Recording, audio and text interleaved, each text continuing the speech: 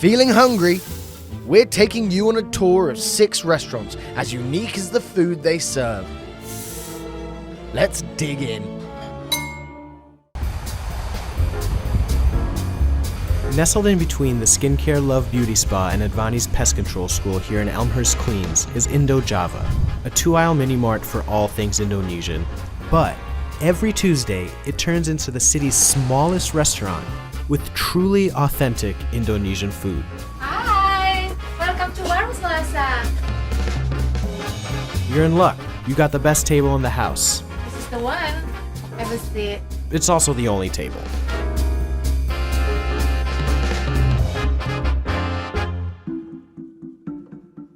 My name is Devi Chayati. I'm the owner of the Indo Java. We opened Indo Java 10 years ago.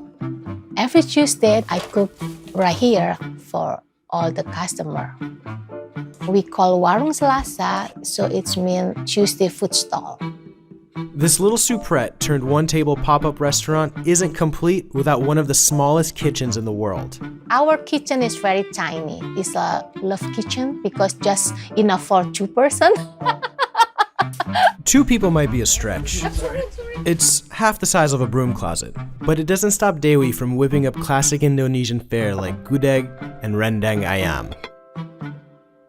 Just like the original. Yummy. Before, there is non-Indonesian store. It's difficult to find the ingredient from Indonesia and we miss the community. If we have a store, the Indonesian people will come here and then we still can talk Indonesian language. That's our dream, and then now it's happened. I'm not the professional chef. I don't have any education chef background, so I just learned from my mom. In the restaurant, the chef always hide in the kitchen. I like talk with the customer when I serve the food so we can sharing the story. They always say it, next week I have to come again. That was a squeeze. From small to luxurious, this is comfort food, elevated to the extreme. There's nothing quite like a hot bowl of noodle soup. In fact, you might even say it's priceless. But how much would you be willing to pay for a serving of Taiwan's best beef noodle soup? $20? $50? How about $320? This is beef noodle soup, a Taiwanese staple dish. You can find it on the streets of Taipei at a lot of places. Like here or here. And it will usually run you no more than $6. But there's one restaurant that has taken this common noodle dish to truly elevated heights. 我叫王颖琪，我是牛爸爸牛肉面店的负责人。我父亲做这个牛爸爸牛肉面，从小就接触，这样也对这个店很有认同感跟使命感，所以我就接着做下来。我们把牛肉面分3个等级，一个是一般的牛肉面，然后再来是精致的牛肉面，然后再来就是顶级的牛肉面，有2款，那价格就很高，一个是5000块台币，一个是1万块台币。While beef noodle soup may seem simple, it's all about the ingredients. 其实牛肉面不外乎就3种啊，牛肉本身，然后汤头跟面条。我们会用不同的等级跟不同的部位，然后去做这样不一样的牛肉面。像我们顶级的牛肉面的话，当然就是这种比较高档的和牛。经过我们选过以后，我们会煮过2次，那会有炒过，那跟卤味到了以后，我们会拿去冷冻。做牛肉汤的部分，我们是以20公斤的牛骨跟20公斤的牛肉，所以我们的牛肉汤如果以今天做，大概要到第3天才可以去使用。面条的话，我们是请台湾最大的一个代工厂，那特别帮我们去做我们特制的面条。我们整个完成大概会在1个礼拜左右。As for the cost, it wasn't actually Wong and his father who came up with the price tag. 当初父亲的想法就是希望，把这个牛肉面做好一些，就做了很长的一个实验的一个时间了。那个时候我们有放了一个空格，就让客人吃完之后，你认为多少钱你就去付这样。最高是有人付到3万块了，那最低的话，当然500块也有啊。那大概做11到12年，差不多2007年左右的时候，那时候价钱才把它定下来。就是一些固定的客人，他们大概会付的价钱，我们也取了一个平均，所以后来我们就定下这个价钱，然后就1万块就写下来。Funny enough, as the restaurant's popularity increased, they actually moved to a smaller location. 对，那我们在7年前搬来现在这个台北市内湖的这个位置。那搬到现在这个位置以后，我们做的那个分量，数量就比以前少非常多。这个想法上就比较不是说啊，我们一天要卖非常多碗啊，我们是少量的，但是尽量去把每一碗都做好这样。So, if you have the cash to spare, see for yourself if this soup is worth the price. Next, we're heading to Spain, where history is served at the world's oldest restaurant. Este restaurante no ha cerrado las puertas desde 1725, entonces son 293 años los que llevamos aquí trabajando, continuamente sin cerrar. La bodega de 1590 es todo súper antiguo, es como entrar en el pasado. Respiras historia. Me llamo Luis Javier Sánchez Álvarez, soy director adjunto del restaurante Botín. Una de las cosas más importantes del restaurante es el horno, la joya, esa es la joya de la corona. El horno no se apaga desde hace 293 años. Repito, 293 años, nunca se apaga. Tiene que mantener el calor por la noche y asar por la mañana. Es por eso el motivo de que nunca se puede apagar. Ahí hay un aroma especial, es increíble el horno. El plato estrella de la casa es el cochinillo. El cochinillo es especial, la piel está muy crujiente, con la leña de encina se le da último toque, entonces la piel suena, clas, clas, clas, eso es un manjar, una delicia. Las recetas son antiguas, de cuando los abuelos empezaron el restaurante.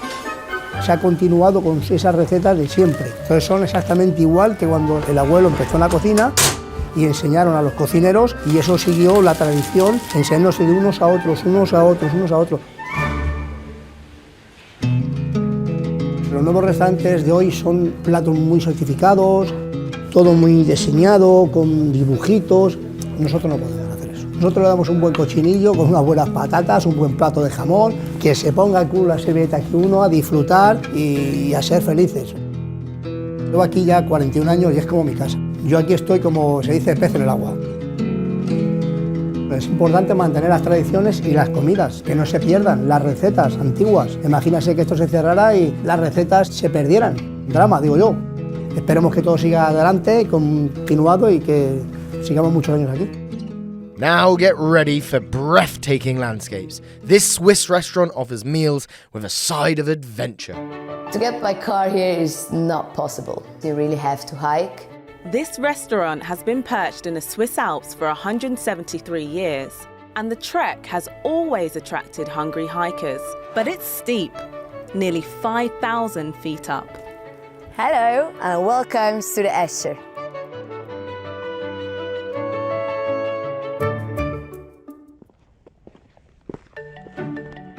I'm Melanie Kmunder and I'm the manager of the restaurant.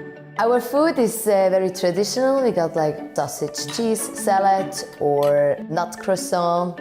But before you make any orders, here's how to get there. First, get to the canton of Appenzell Innerrhoden and head to Wasserrauen. Then cable car it.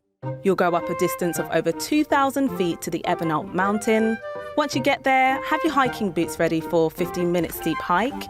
Go through a 40,000-year-old cave, past a chapel, and you're there. Or you can take a 2-hour hike through other paths. The most hardest part is like the infrastructure.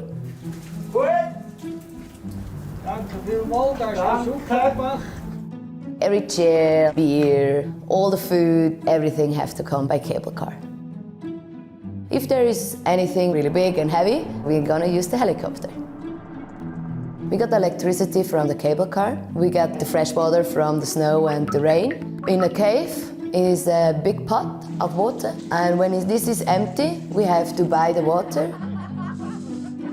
So I got a team in the service, the kitchen, and I got people who do all the transports.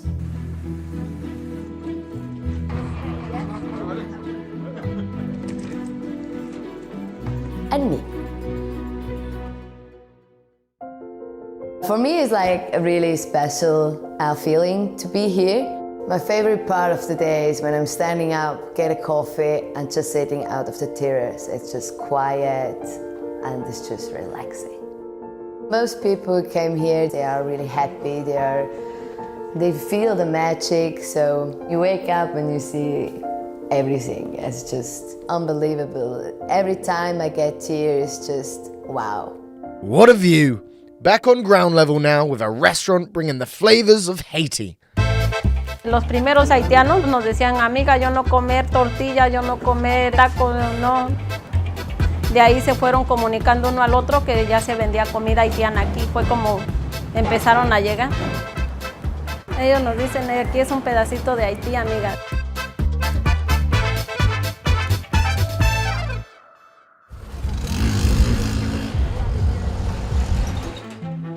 Mi nombre es Rosy Castillo y cocinamos comida haitiana aquí en la lonchería dulce.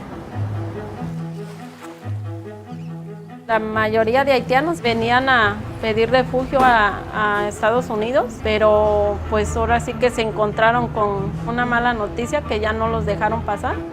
Muchos decidieron quedarse aquí en Tijuana. Nosotros fuimos los primeros en hacer la comida haitiana.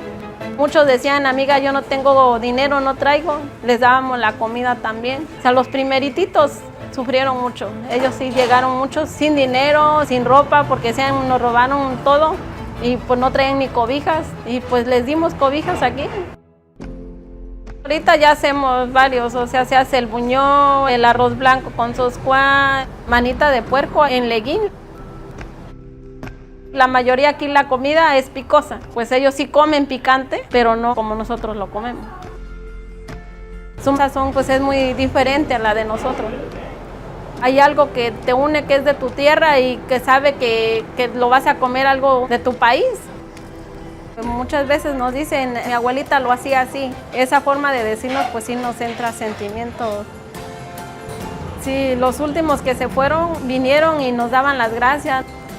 Le digo, no, con que yo esté a gusto, que ustedes se van contentos, con eso estoy bien pagado. Finally, meet the grandmas who cook up love and tradition, one plate at a time. We all crave our grandmother's cooking, right? Well, what if there were a place that you could go anytime and get that home-cooked meal from anywhere in the world? Mancha, mancha, mancha, mancha. That place exists in Staten Island, just behind that scaffolding, right over there.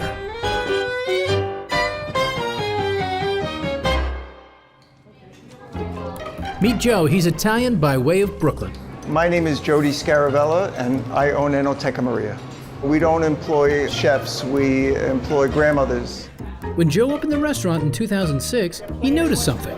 Every culture was coming to the restaurant to celebrate these Italian grandmothers.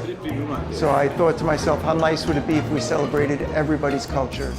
And so Nanas of the World was born. There are probably somewhere between 30 and 40 grandmothers from different countries. My name is Habiba. I'm from Algeria. My name is Lubov and I'm from Moscow, Russia. Soy Rosa Correa. Vengo de Lima, Perú. I come from Sri Lanka. Bulgaria. Dublin, Ireland. From Armenia. Buenos Aires, Argentina. Each night there are two grandmothers cooking. One is always Italian, the other from somewhere else. When they're in the kitchen cooking, it's a completely different energy. It's their day to shine. It's their day to show what their cultural cuisine is all about. You know, it sounds kind of corny, but they do cook with love. And that feeling for Joe is about more than the restaurant. When I opened the Enoteca, I was really grief-stricken. My mom and my sister had passed.